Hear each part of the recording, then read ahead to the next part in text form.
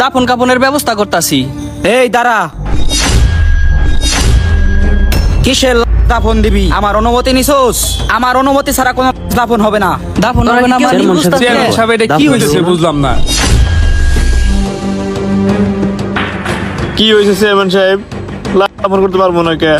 এই লাশ আমার কাছে ঋণদার, এই লাশ আমার কাছে ঋণী। আগে ঋণ দেবা, ঋণ শোধ করবা, তারপরে দাফন হবে। তাছাড়া এই লাশের কোনো দাফন হবে না। Novel, any problem? I think problem. No problem. I don't understand. Please relax. কি বললেন চেয়ারম্যান সাহেব? ঋণদার?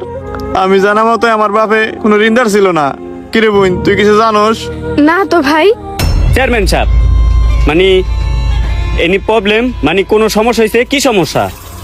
আমার বাপের ঋণদার মানে আমি বুঝলাম না তো। ঋণদারের কি আছে? আর যে ব্যক্তি মারা গেছে এ আবার কিসের ঋণ? হইছে কি হইছে?